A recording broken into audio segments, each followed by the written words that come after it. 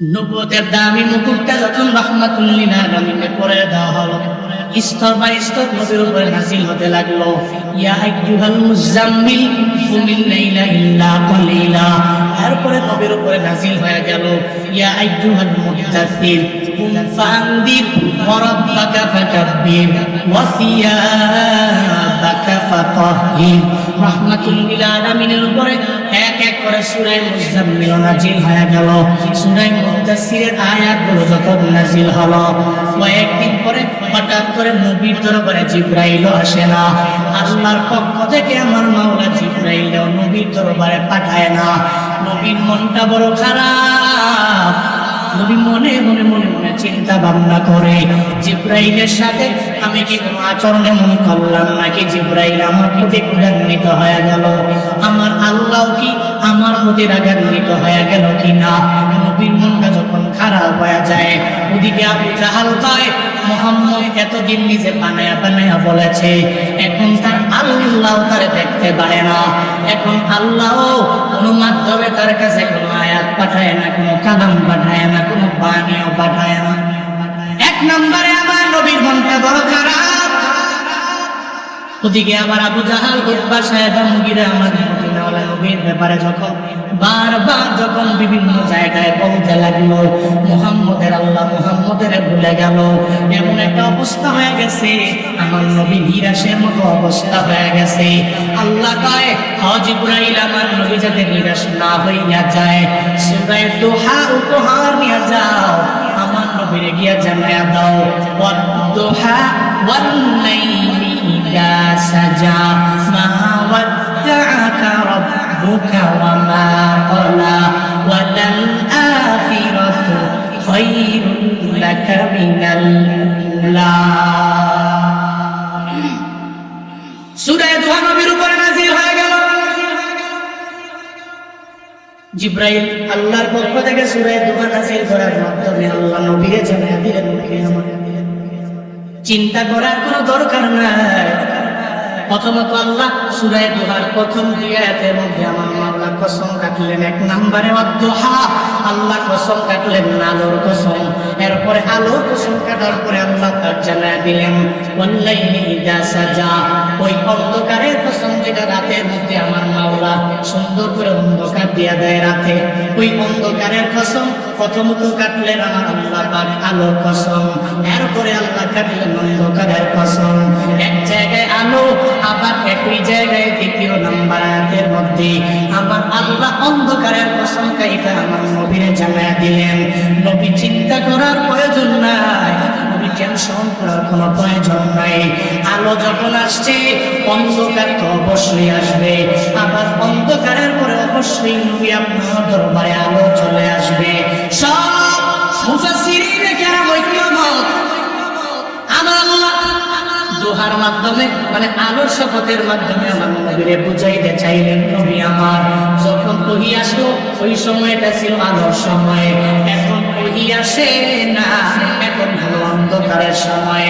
আমার আল্লাহ পাক আমার নবীরে জানায়া দিলেন আলো আর অন্ধকারের কসম কাটার মাধ্যমে আমার আল্লাহ পাক আমার নবীরে বুঝাইয়া দিলেন, নবী হে সব সময় আলো ভালো লাগবে না, মাঝে মাঝে অন্ধকারও লাগবে, আবার সব সময় অন্ধকার লাগবে না, মাঝে মাঝে আলোর ব্যবস্থা নিয়ে আল্লাহ করে দেয়। আপনারাই বলেন তো, সূর্য যদি 24 ঘন্টায় আমাদেরকে আলো দেয় তাহলে আমাদেরকে ভালো লাগবে? ভালো লাগবে নাকি? আবার সূর্য যদি 24 ঘন্টায় ডুবিয়ে যায় ভালো লাগবে? এই জন্য 24 ঘন্টার ভিতরে আলো থাকবে, আবার অন্ধকার হয়ে যাবে।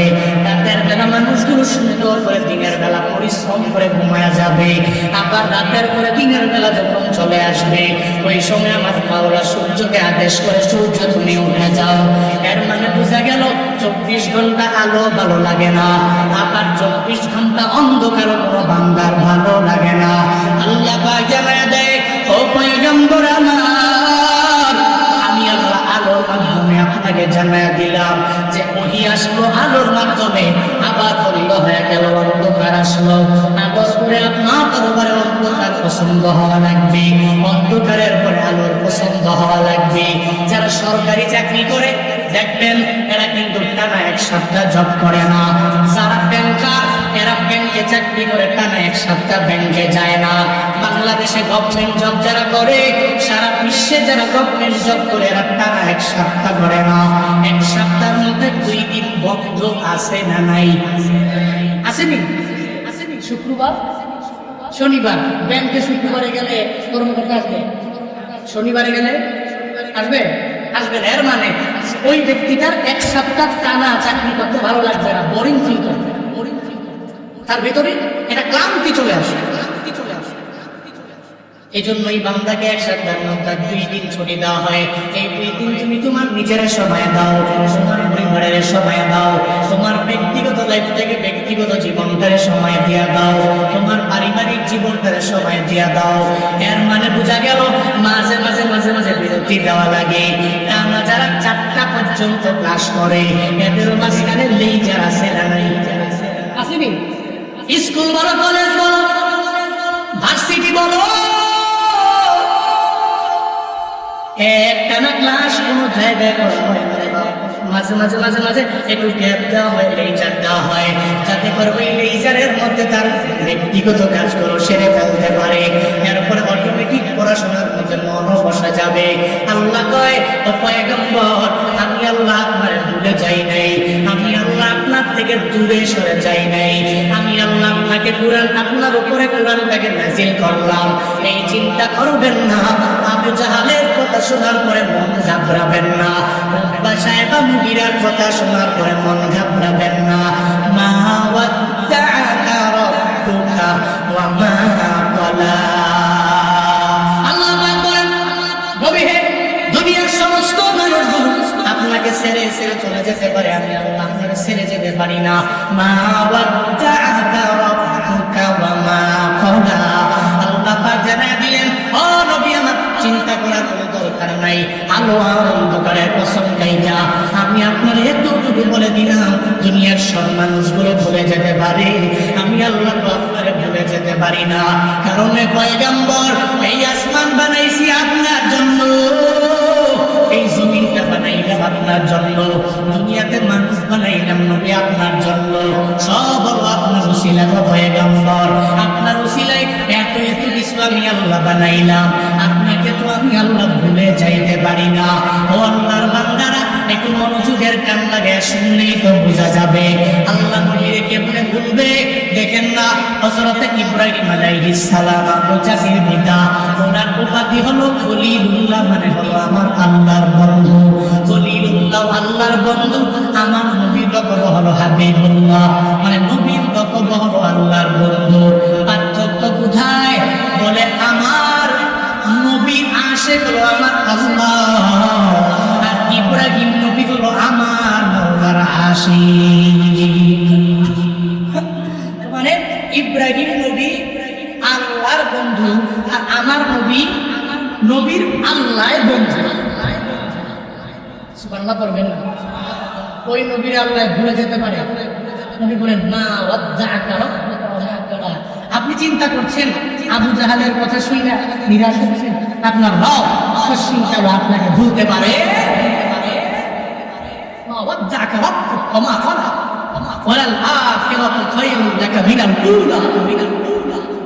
নবী হে, প্রথমের চাইতে শেষেরটা বেশি উত্তম হয়, বেশি কল্যাণকর হয়। তবে চিন্তা করবেন না, ওয়ালা সাউফা ইউতিকা রাব্বুকা ফাতারদা। এই বাকি জীবনে আপনাকে অনেক আঘাত করবে, আপনার উপরে জুলুম করবে, আপনার উপর নির্যাতন করবে, আপনি মনে করবেন না আপনার আল্লাহ তার ভুলে গেছে না। ওয়ালা সাউফা ইউতিকা রাব্বুকা ফাতারদা। তো চিনি আপনার রব আপনাকে এমন কিছু দিবে যা পেয়ে আপনি রাজি হয়ে যাবেন। সুবহানাল্লাহ বলবেন না? আল্লাহ পাক নবীকে দেন নাই? যেখানেই নবী মন খারাপ করেছেন, আল্লাহ পাক নবীকে সেই জায়গাতে, সেই স্থানে আল্লাহ পাক বললেন, নবীজি দোয়া করেছেন আল্লাহর কাছে, আল্লাহ ওমর ফারুক আজম আর না হয় আবু জাহাল, এই 2 জনের একজনকে তুমি ইসলামের জন্য কবুল করে দেবে। দোয়া করছেন নবী তাহাজ্জুদের টাইমে আমার মাওলার দরবারে দোয়া করে, আল্লাহ ওমর ফারুক আজম অথবা আবু জাহালকে তুমি ইসলামের জন্য কবুল করে নিও। আমার মদিনাওয়ালা নবীর দোয়া মাওলার দরবারে কবুল হয়ে গেল। আল্লাহ কাছে আমার নবীর দোয়াটাও পছন্দ হয়ে গেল, কবুল হয়ে গেল। নবী ঘরের মধ্যে বসা দেখে যখন বয়ান দিতে লাগলো, একটা পর্যায়ে যাইয়া যখন ওমরে ফারুক তরবারি নিয়ে নবীর গর্দান নেওয়ার জন্য রওনা করে, নবী গর্দান নিয়ে যাবে, নবীর দুনিয়া থেকে বিদায় করে দিবে, যখন তরবারি নিয়ে যখন রওনা, সাহাবায়ে কেরাম নবীরে বলে, নবী গো ওমর আসে তরবারি নিয়ে, আপনি আপনার গর্দান নিয়ে যাবে। রাহমাতুল লিল আলামিন দেখে বলে, না রে সাহাবীরা, আমি আমার আল্লাহর দরবারে আমার তাহাজ্জুদে আমি দোয়া করেছি, আমার আল্লাহকে আমি বইলা দিয়েছি রে আল্লাহ, আল্লাহ গো হয়তো ওমরকে তুমি ইসলামের জন্য কবুল করে নাও, আর না হয় আবু জাহালকে তুমি ইসলামের জন্য কবুল করে নাও, একজনকে তুমি দ্বীনের জন্য কবুল কইরা নিও আল্লাহ। আমি আল্লাহ দরবারে দোয়া করেছি, ও সাহাবায়ে কেরামরা, আমাকে মারার জন্য ওমর আসে না, আমার দরওয়াজা খুলে দাও, এরপরে ওমরকে আমার সামনে নিয়ে আসো। দরওয়াজা ওপেন করে দেওয়া হলো। যখন ওমরে ফারুক আমার নবীর দরবারে আসে, ওমরে ফারুক আমার নবীর দেইগা বলে, ও পয়গম্বর, আমারে আবু জাহাল পাঠাইছে আপনার গর্দান নেওয়ার জন্য, উতবা সাহেবা মুগিরারা এরা পাঠাইছে আপনার গর্দান নেওয়ার জন্য। নবী গো আপনার গর্দান তুমি নিতে পারি না, আমারে পরে দেন লা ইলাহা ইল্লাল্লাহ মুহাম্মাদুর রাসূলুল্লাহ। ওমরে ফারুক আযম কালেমা পড়ে নবীর হাতে মুসলমান হয়ে গেল। আল্লাহ কয়, নবী চিরি আপনাকে এমন কিছু দান করব, আপনি রাজি হয়ে যাবেন, আপনি সন্তুষ্ট হয়ে যাবেন। ও নবী আমার, আপনি চিন্তা করবেন না। আল্লাহ বেজিতিকা ইয়াতীমান ফাআওয়া, নবী আপনি এতিম ছিলেন, আমি আল্লাহর এতিম থেকে আপনার সম্মানটাকে কত পরিমাণে বাড়ায়া দিলাম। ও পয়গম্বর, আমি আল্লাহ তার মাঝে মাঝে এমন নিয়ামত দিলাম, যেই নিয়ামত পেয়ে আপনি খুশি হয়ে গেলেন, আপনার চেহারা মুবারক পরিপূর্ণ হাসিতে ভরপুর হয়ে গেল। আমার নবী তায়েফের ময়দানে গেলেন দাওয়াত দেওয়ার জন্য। অনেক উদাহরণ দেওয়া যাবে, এই ছোট্ট উদাহরণ দিয়ে বাবা শেষ করে দিব।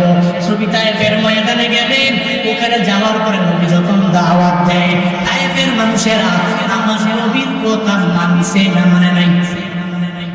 মানছে? নবীর কথা মানি না, কালেমা পড়ছে? হ্যাঁ, একজন তো কালেমা পড়ে নাই। নবী হতাশ হয়ে গেলেন। উল্টা নবীর কালেমা মানবে দূরের কথা, উল্টা আরো নবীর প্রতি রাগান্বিত হয়ে গেছে, রাগান্বিত হইয়া ছোট ছোট বাচ্চা থেকে নিয়ে শুরু করে বড়রা পর্যন্ত নবীর উপরে পাথর মেরেছে। এই ব্যাপারে এমন কেউ নাই জানে না। এই জন্য উহুদের ময়দানে নবী গেছে, ওখানে নবীর দাঁত মোবারক পর্যন্ত শহীদ হয়েছে। এই কাহিনী জানেন না? জানেন কিন্তু জানেন, অনেক ভালো করেই জানেন আল্লাহ পাক যে পিছনে আমার নবীকে কি পরিমাণ সন্তুষ্ট হওয়ার মতো এমন এক প্রতিদান, এমন পুরস্কার আল্লাহ নবীকে দিয়েছেন। এজন্যই তো আল্লাহ সূরা দোহায় বলছেন, ওয়ালা সাউফা ইউতিকা রাব্বুকা ফাতারদা, আপনার রব আপনাকে অচিরে এমন কিছু দিবে যা পেয়ে আপনি পরিপূর্ণ রাজি হয়ে যাবেন।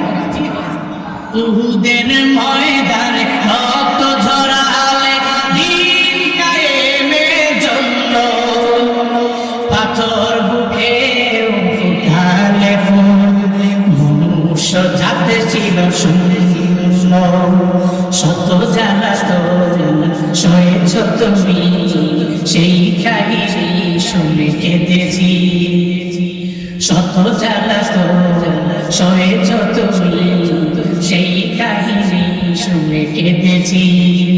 মনের এই ক্যানভাসে তোমার ছবি ভাসে, তোমার প্রেমে যেন পড়েছি। মনের এই ক্যানভাসে তোমার ছবি ভাসে, তোমার প্রেমে যেন পড়েছি। আমি দেখিনি তোমায় চোখে তারায়, তবুও তোমায় ভালোবেসেছি। ঠিক কিনা? দেখিনি নবীকে চোখের তারায়, ওই নবীকে স্বপ্ন যুগেও দেখিনি, এরপরেও নবীকে অন্তরের মধ্যে জায়গা দিয়েছে। আল্লাহ নবীকে বলছেন, বলে সাউফা ইউতিকা রাব্বুকা ফাতারদা, আপনার রব আপনাকে এমন কিছু দিবেন এগুলো পেয়ে আপনি পরিপূর্ণ রাজি হয়ে যাবেন। তায়েফের ময়দানে গেলেন, এরা একজনও কালেমা পড়ে নাই। নবী ফজরের তিলাওয়াত করছেন, সুন্দর তিলাওয়াত।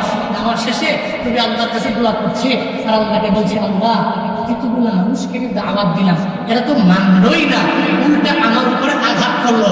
নবীর মনটা খারাপ হয়ে গেল। আল্লাহ জিব্রাইলকে পাঠায়, এই জিব্রাইল নবীরে যে বলে দাও, আমার নবীরে বলো চিন্তা করে লাভ নেই, আপনার রব তো আপনাকে ভুলে যায় নাই। আপনি যেখানে নিরাশ, আল্লাহ আপনাকে ওই জায়গার ভিতরে সম্মানিত করবে, আপনাকে এমন কিছু শোনাবে, আপনার পুরাটা চেহারা মুবারক হাসিতে ভরপুর হয়ে যাবে। জিব্রাইল পাঠায় আল্লাহ পাক নবীর জানায় দিলেন, তায়েফের ময়দানে গিয়েছেন, একজন মানুষ হয়তো মুসলমান হতে পারে নাই, কিন্তু আপনার ফজরের নামাজের কোরআন তিলাওয়াত শুনেছে। একদল জিন যারা ইসলাম ধর্ম কবুল করে নাই, ওই জিনেরা আপনার কোরআন তিলাওয়াত শুনে সঙ্গে সঙ্গে এরা বলেছে, আমান্না বিল্লাহ, আমরা প্রত্যেকে এই যে ব্যক্তিটা কোরআন তিলাওয়াত করছে যার আল্লাহর নামে, ওই আল্লাহর উপরে বিশ্বাস স্থাপন করে ইসলাম। আপনি আপনার রব আপনাকে দিচ্ছে, আপনি রাজি হয়ে যাচ্ছেন।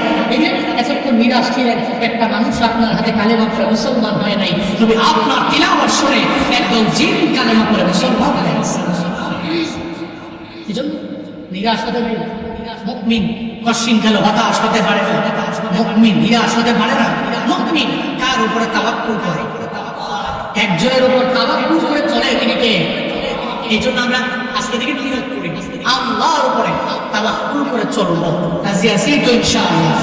আল্লাহ পাক আমাদের সবাইকে সে তৌফিক দান করেন। আলাম নাজিদিকা ইয়াতীমান ফাআওয়া, নবীজিকে বললেন, আমি কি আপনাকে এতিম অবস্থায় পাই নাই? এতিম থেকে কি আমি আল্লাহ আপনাকে সম্মানের সর্বোচ্চ শিখরে পৌঁছে দেইনি? আলাম নাজিদিকা ইয়াতীমান ফাআওয়া ওয়া ওয়াজাদাকা দাল্লান ফাহাদা, নবী হে আপনি পথ হারা ছিলেন, আমি আপনাকে পথ দেখিয়ে এত সম্মানিত করেছি। ওয়া ওয়াজাদাকা আইলান আগনা, আপনি দুর্বল ছিলেন। নবীজির শানে অনেক কথা বলাও যায় না। আল্লাহ পাক বলেছেন, আমি আপনি কি ছিলেন, আপনাকে সম্মান এত এত এত পরিমাণে আমি আল্লাহ পাক দিয়ে দিলাম।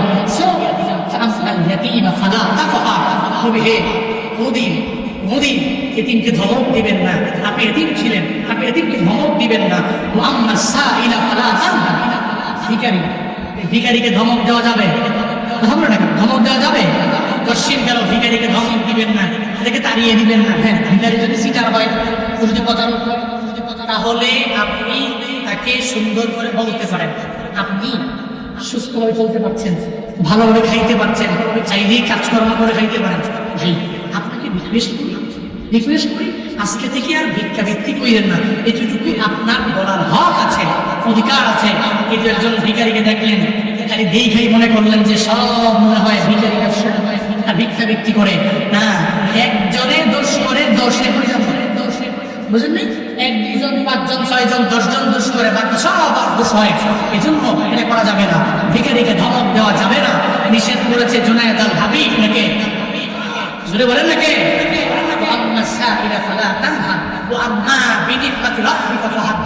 আপনার রবের নিয়ামতের কথা, অনুগ্রহের কথা আপনি মানুষকে বর্ণনা করেন। আপনার রব আপনাকে প্রচুর নিয়ামত দিয়েছেন, আপনার রব আপনার প্রতি কি পরিমাণে অনুগ্রহ করেছেন, আপনি তো মানুষকে বলেন আপনি কি ছিলেন। আল্লাহ পাক আপনার সম্মান, আপনার মর্যাদা এত পরিমাণে বুলন্দ করে দিয়েছেন।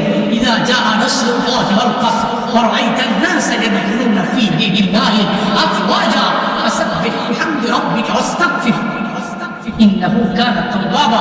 নবী হে কি ছিলেন, আল্লাহ কি দিলেন? ইযা জাআ নাসরুল্লাহি ওয়াল ফাতহ, যখন আপনার কাছে রাসূলুল্লাহ আল্লাহ তাআলার পক্ষ থেকে সাহায্য আর বিজয়, যখন মক্কা বিজয় আসলো, তখন তো আপনি দেখছেন যে মানুষগুলো দলে দলে দলে দলে সব আপনার হাতে কালিমা পড়ে মুসলমান হয়ে যাচ্ছে।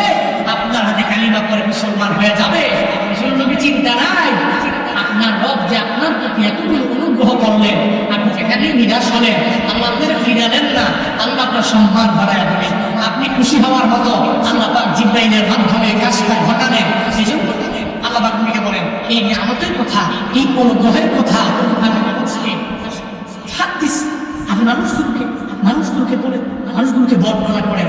এই জন্য আজকে থেকে নিয়ত করে আমরা আলো যেখানে আছে ওখানে অন্ধকার আসবে, আবার অন্ধকার পরেই আলো আসবে। এক সময়ে এদেশে সুন্দর করে কথা বলা যেত, বললেও আগে থেকে অনেক নিয়ম মাইয়া এরপরে বলতে হতো। এখন কথা বলতে গেলে আর কোনো ভয় আছে? মানুষের বাক স্বাধীনতা ফিরে পায় না, ফিরে পায় নাই, পায় নাই, মানুষ তার কথাগুলো বলতে পারছে, মানুষ তার মনের মধ্যে কি চলছে এগুলো বলতে পারবে। দ্রব্যমূল্যের দাম যখন উন্নতি হয় এ ব্যাপারে মানুষ বলতে পারবে না, মুখ খুলে বলতে পারে। এই জন্য চিন্তার কোনো কারণ নাই। অন্ধকার যেখানে আছে এরপরে অন্ধকারের পরে আলো আসবে। রাত যেহেতু হয়েছে অবশ্যই অবশ্যই দিন হবে কি হবে, কথা বলেন নাকি? নাকি শুধুমাত্র অন্ধকার স্থির জীবন থেকে যাবে এমন? আপনার সময় খারাপ, আপনার সময় ভালো না, মনে রাখবেন নবীর বাক্যে জীবনটা কষ্টের ছিল, মাদানী জীবন সুখে। ভাড়া পড়বেন না, আরো জোরে পড়বেন না। এই যে 16 বছরের একজন অত্যাচারকারী উলামায়ে কেরাম, খালি উলামায়ে কেরাম কে নিয়ে চুক্তি, উলামায়ে কেরামকে নিয়ে চুক্তি, এই যে চুক্তি করলো, অন্ধকারে পড়েছিল পুরো জাত। অন্ধকার থেকে আলো কি আসে নাই? কথা বলেন নাই কেন? যেটা শহীদ আবু সাঈদের মাধ্যমে সম্ভব হয়ে গেল, আমগো ভাই শহীদ মুগ্ধর মাধ্যমে যেটা সম্ভব হয়ে গেল, এদের মাধ্যমে দেশটাকে এখন আলোর দ্বারা আলোকিত করতে পারবো। এখন আমরাই তো ভালো হওয়া লাগবে। আমরা কেমনে ভালো হব? নিজেরা নিজের পক্ষ থেকে ব্যক্তিগত জীবনটাকে সুন্দর করে গুছিয়ে নেব, তখনই আমার দেশটাকে একটা সুন্দর পর্যায় পর্যন্ত নিয়ে যাওয়া যাবে। শুধুমাত্র উপদেষ্টারাই কাজ করবে, আমরা করবো না। সমন্বয়করা কাজ করবে, আমরা করবো না। শুধু আসিফ মাহমুদরা কাজ করবে, আমরা করবো না। শুধু সার্জিসরা কাজ করবে, আমরা করবো না। এই চিন্তা নিয়ে আগাবো না। গ্রামে গ্রামে গ্রামে, আপনার মহল্লায় পাড়ায় পাড়ায় একটা মানুষ অন্যায় করলে ওই অন্যায়টাকে রুখে দেওয়া লাগবে। একটা মানুষ যদি দুর্নীতির মধ্যে জড়ায়া যায়, ওই দুর্নীতিকেও পরিপূর্ণ রুখে দেওয়া লাগবে। একটা মানুষ যদি আর একটা মানুষের উপর জুলুম করে, ওইটা পরিপূর্ণ রুখে দেওয়া লাগবে। তবে সাবধান, আগের জামানার ওই জালেমের মতো আচরণ করা যাবে না। যদি জালেমের মতো আচরণ অন্য কোন নেতা যদি আরম্ভ করে দেয়, উনি হুজুর হোক, আলেম হোক, আলেম হোক, যাই হোক না কেন, আল্লাহ কয় সময় তো আমি আল্লাহর নিজের আলোর উপরে অন্ধকার, আমার অন্ধকারের পরে আলো। এক মাঘে শীত যায় না। তুমি যদি মনে করো এক মাঘে শীত চলে যাবে আর মাঘ মাস আসবে না, আর শীতও আসবে না, তাহলে বোকার রাজ্যে বসবাস করা ছাড়া উপায় নাই, ঠিক কিনা? সবার মনের মধ্যে চিন্তা চলে আসবে, পশ্চিমকালেও কোনো অন্যায় করবো না, মানুষের উপর জুলুম করবো না, মানুষের উপর দুর্নীতি করবো না, বরং আমার জীবনটারে এমন ভাবে আমি গঠন করে আনিব, মানুষ আমার দেখলেই ভালো বলবে। আমার জীবনটা এমন ভাবে গঠন হবে আমার মরণের পরে, যাতে করে মানুষ একটু চোখের পানি ফালাইয়া আমার জন্য দোয়া করে, আল্লাহর দরবারে যাতে করে দোয়া কইরা দেয়। ও আল্লাহর বান্দারা, ও দাউদকান্দির চিনাপুরা মুসলমানেরা, আজকের এই মাহফিল থেকে তালিম নিয়ে বাড়ি যাব। জীবনটার এমন ভাবে গঠন করব আমার মরণের পরে, যাতে করে কেউ আলহামদুলিল্লাহ না বলে। ওই যে আন্দোলনের সময় একজন পুলিশ মারা গেলেও মানুষ আলহামদুলিল্লাহ বলে, শত শত লোকেরা কমেন্ট করে জানায় দেয় আলহামদুলিল্লাহ, এই লোকটা মরছে তো ভালো হয়েছে, এই লোকটা মরছে, এর দলের সমস্ত লোকেরা মারা গেলেও কোনো অসুবিধা নেই। শেরপুর ইলেকশনের একজন মুখিয়া চৌধুরী এমপিতে মারা গেল, ওই মুখিয়া চৌধুরী মারা যাওয়ার পরে মানুষ কিভাবে কমেন্টে আইসা আইসা আলহামদুলিল্লাহ করে, আবার কয় এই মহিলাটা যাতে করে আমার আল্লাহ জান্নাতে না দেয়, যাতে করে জাহান্নামের কিকারে পর্যন্ত বানায়া দেয়।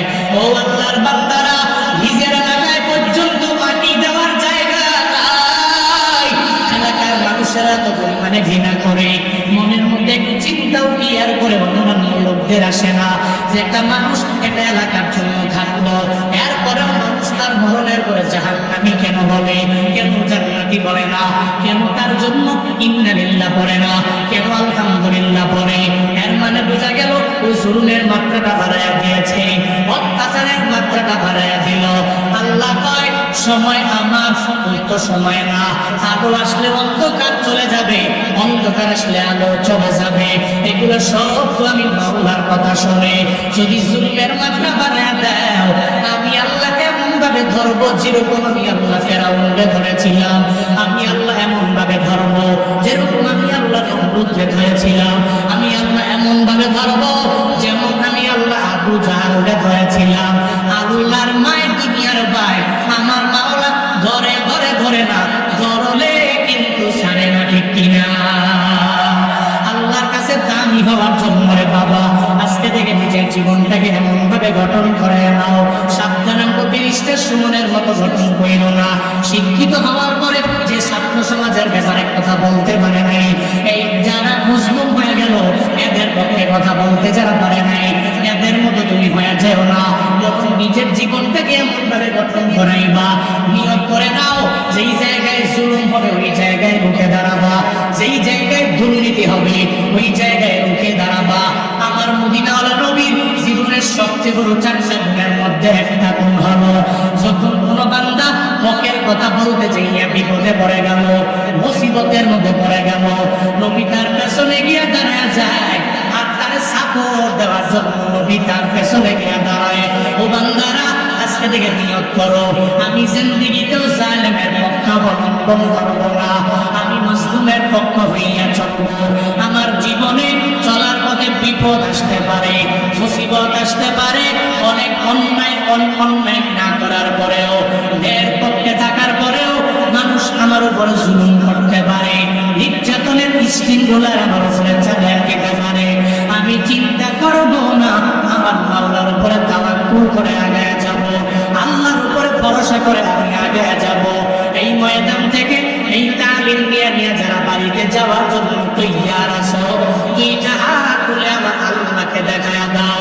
ও দয়ার মালিক, কুদরতের নজর দিয়ে তাকায় দেখেন আল্লাহ, আপনার এই বান্দারা দুইটা হাত বাড়ায় দিয়েছেন আল্লাহ, আমাদের সবাইকে আপনার উপরে তাওয়াক্কুল করার মতো তৌফিক দান করেন আল্লাহ, আপনার উপরে ভরসা করার মতো তৌফিক দান করেন আল্লাহ। আয় আল্লাহ বিপদে বানাইবেন, মুসিবতের মধ্যে বানাইবেন। আয় আল্লাহ বিভিন্ন হতাশার মধ্যে আমরা পড়ে যেতে পারি, মুসিবতের মধ্যে পড়ে যেতে পারি, আপনাকে যাতে ভুলে না যাই, আপনার উপরে যাতে ভরসা করে নিয়ে চলতে পারি, সেই তৌফিক আমাদেরকে দান করেন আল্লাহ। জালেমের বিপক্ষে দাঁড়ানোর মতো তৌফিক দেন আয় আল্লাহ, মাজলুমের পক্ষে দাঁড়ানোর মতো তৌফিক দান করেন, আমিন। আলহামদুলিল্লাহি রাব্বিল আলামিন, والصلاة والسلام على سيد الأنبياء والمرسلين وعلى آله وأصحابه أجمعين.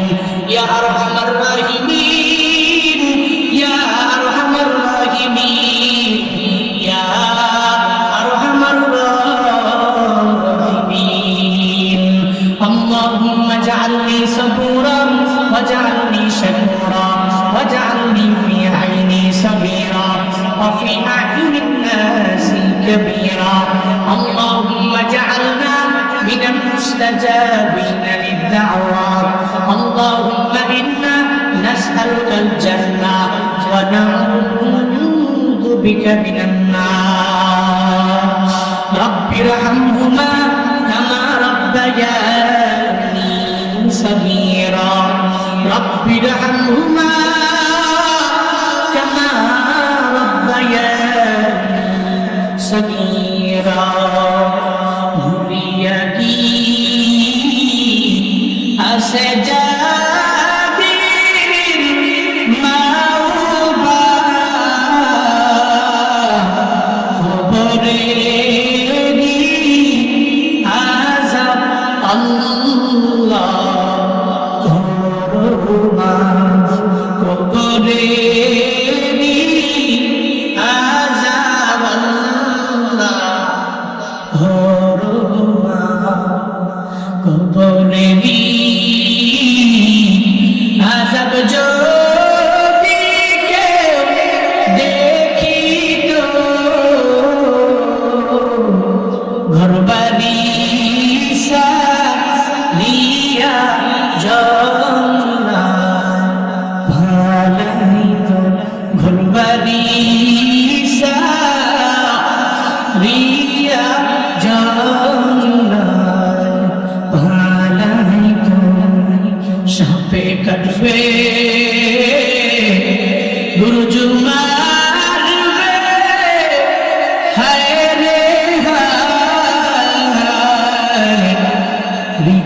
কবরে নামাজ ছাড়া উপায় নাই, ওই কবরে রোজা ছাড়া উপায় নাই, ওই কবরে নেক আমল ছাড়া উপায় নাই। দয়ার মালিক কুদরতের নজর দিয়া তাকায় দেখেন আল্লাহ, এই ময়দানের ভিতরে আপনার কোনো আশিকিন জাকিরিন শাকিরিন বান্দা আমি বড় গুনাহগার, জিন্দেগির রাশি রাশি গুনাহ লইয়া পাহাড় পরিমাণ গুনাহ তোমার দরজায় হাত বাড়ায় দিলাম। জিন্দেগিতে এমন কোনো গুনাহ নাই করলাম না রে আল্লাহ।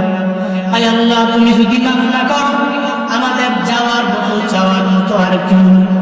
দুনিয়ার ভিক্ষুকে এক দরওয়াজায় ভিক্ষা না পাইলে আরেক দরওয়াজায় যায়, ওই দরওয়াজায় ভিক্ষা না পাইলে আরেক দরওয়াজায় যায়, ওই দরওয়াজায় ভিক্ষা না পাইলে আরেক দরওয়াজার আশা করে ঘুরে যায়।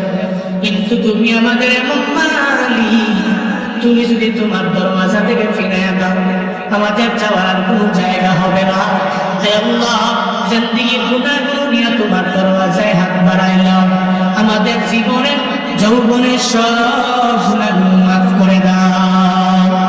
ও দয়ার মালিক, এই ময়দানে কাহার যেন মা নেই, মা হারাইয়া বড় এতিম হয়ে গেছে। হে আল্লাহ, তাদের মায়ের খবর তুমি জান্নাতের বাগান বানায় দাও। যাদের বাবা দুনিয়ায় না, বাবার কবর জান্নাতের বাগান বানায় দাও। আমাদের আব্বা আম্মা যাদের বেঁচে আছে, মা বাবার দোয়া নিয়ে চলার তৌফিক দান করো। মা বাবার খেদমত করার তৌফিক দিয়ে দাও। মা বাবার দোয়া নিয়ে অগ্রগামী হয়ে চলার তৌফিক দান করো। ও দয়ার মালিক, এই আজকের এই মাহফিল তুমি নিজ মনে কবুল করে নাও। হাসরের ময়দানে এই মাহফিল নাজাতের উসিলা বানায় দিও আল্লাহ। যে বক্তারা যে বিষয়ে বয়ান করলো ওই বয়ানের উপরে আমল করার তৌফিক দিয়ে দাও। তোমার খাস বান্দাদের অন্তর্ভুক্ত তুমি বানায় নাও। আমাদের প্রত্যেককে নামাজি বানাও, রোজাদার বানাও, নেক আমলওয়ালা বানাও। কত পর্দার অন্তরালের মা আমি গুনাহগারের সাথে হাত বাড়াইলো, কার মনে কি আশা কানে কি ব্যথা আমি জানি না। প্রত্যেকের মনের নেক বাসনা পূরণ করে দাও। প্রত্যেককে আবেদা বানায় দাও। আয় আল্লাহ, জাহেদা বানায় দাও, মুসল্লিয়া বানায় দাও, মুজাক্কিয়া বানায় দাও, নাবিয়া মুসলিম মতো ওলিয়া মাহবুবের বানাও। রব্বানা তাকাব্বাল দুআনা বিওসিলাতিন নবী সাল্লাল্লাহু আলাইহি ওয়াসাল্লাম। রব্বানা তাকাব্বাল মিন্নি ওয়া মিন্না ইন্নাকা আনতাস সামিউল আলিম ওয়া তুব আলাইনা ইয়া মাওলানা ইন্নাকা আনতাত তাওয়াবুর রাহিম। ওয়া সাল্লাল্লাহু তাআলা আলা খাইরি খালকিহি ওয়া আলা আলিহি ওয়া আসহাবিহি আজমাইন। আমিন আমিন আমিন বিরহমাতিকা ইয়া আরহামার রাহিমিন। ওয়া আসহাবিহি ওয়া বারাকা ওয়া সাল্লাম ওয়া বারাকা ওয়া সাল্লামা তাসলিমান কাসীরান কাসীরা। أرسله بالحق بشيرا ونذيرا وداعيا إلى الله بإذنه وسراجا منيرا. اللهم صل على محمد النبي الأمي وعلى آله وسلم تسليما. وبعد فأعوذ بالله من الشيطان الرجيم.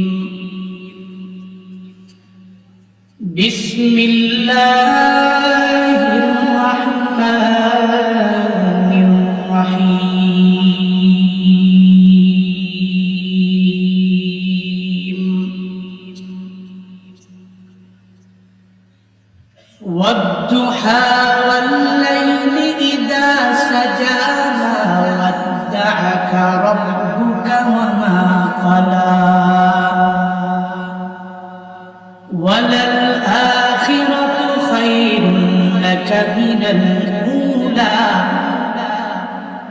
ولسوف يعطيك ربك فترضى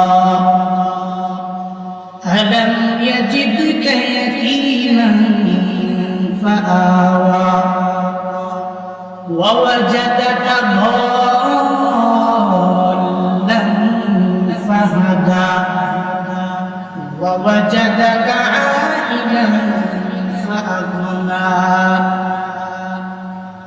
فأما اليتيم فلا تقهر وأما السائل فلا تنهر وأما بنعمة ربك فحدث صدق الله مولانا العظيم وصدق رسوله النبي الكريم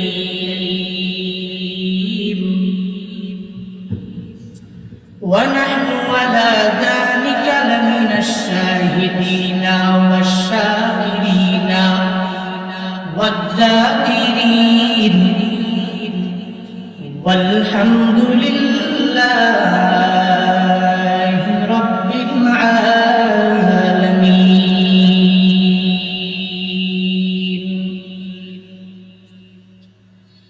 سبحانك لا علم لنا إلا ما علمتنا إنك أنت العليم الحكيم رب اشرح لي صدري ويسر لي أمري واحلل عقدة من لساني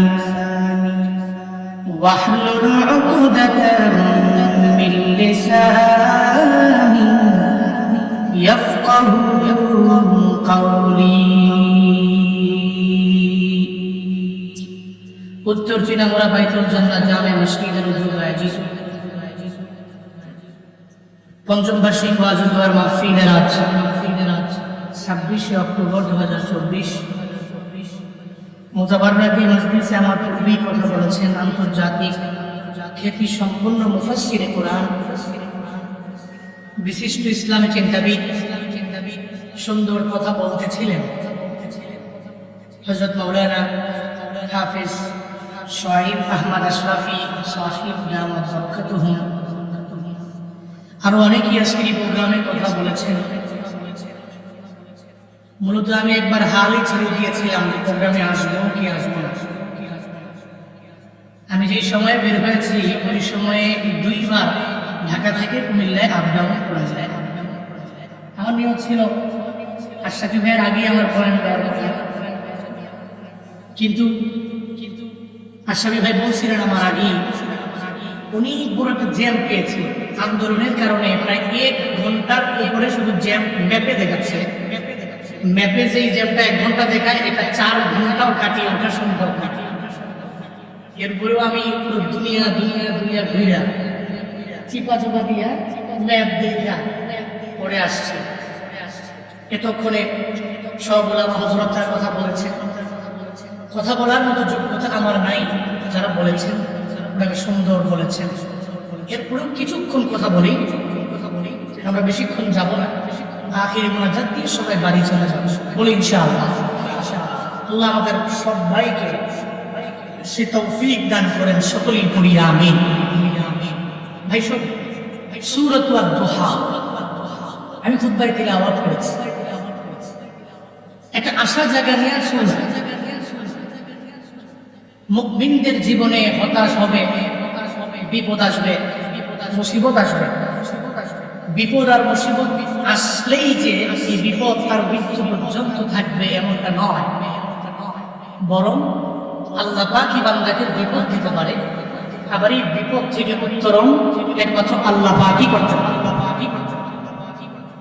এজন্য এই ব্যাপারে সূরাত আদ-দুহায় আল্লাহ পাক নবীকে আশা জাগিয়েছেন প্রথমত কসম করেছেন এরপরে নবীকে আশা জাগিয়েছেন এরপরে নবীকে কিছু আদেশ এবং নিষেধ করেছেন আল্লাহ পাক এই সূরা দুহায় নাজিল করলেন কেন নবীর উপরে আর নবী কোন সময়টাতে এমন হলো যে নবীকে আশা জাগানোর জন্য আল্লাহ পাক জিবরাইলের মাধ্যমে সূরাও নাযিল করতেন। মাক্কি সূরা যেহেতু নবীজির মাক্কি জীবন কেমন ছিল এই ব্যাপারে এমন কোনো ব্যক্তি নাই জানে না, সবাই জানে। নবীজির মাক্কি জীবনে নবী আরামে সুন্দর করে রিল্যাক্সে ইসলামের দাওয়াত দিতে পেরেছে এমনটা নয়, বরং মদিনায় যাওয়ার পরে সবাই নবীকে সুন্দর করে বরণ করে নিয়েছে। মক্কাতে প্রথমত নবীর উপরে সূরাতুল আলাকে প্রথম 5টি আয়াত নাযিল হয়েছে। এই ব্যাপারে তো জানা আছে নাকি? সবার জানা আছে। সে আয়াতগুলো নাযিল হয়েছে কোন পাহাড়ের গুহায়? হেরা গুহায়, জাবাল নূরের উপরে হেরা গুহা, গারে হেরা যেটাকে বলা হয়, ওখানে নবীজি ধ্যান করতেন। ওই ধ্যানটা করতেন নিজে ধনী হওয়ার জন্য এমনটা নয়, নিজে দামি বাড়ি করার জন্য এমন নয়, কয়েকটা উটের পালের মালিক হওয়ার জন্য এমন নয়, বকরির পালের মালিক হওয়ার জন্য এমন নয়, বরং নবী ধ্যান করেছেন এই অসভ্য জাতিগুলোকে কিভাবে সভ্য বানানো, অসভ্য জাতিকে কিভাবে সভ্য বানানো যায়। এরপরে আল্লাহর পক্ষ থেকে সূরা আলাকের 5টা আয়াত আল্লাহ পাক জিবরাইলের মাধ্যমে নাযিল করলেন, নবী নবুয়তের মুকুটটা পেয়ে গেলেন। ইকরা বিসমি রাব্বিকাল্লাযী খালাক খালাকাল ইনসানা মিন আলাক ইকরা ওয়া রাব্বুকাল আকরামুল্লাযী আল্লামা বিল কলম علم الإنسان ما لم يعلم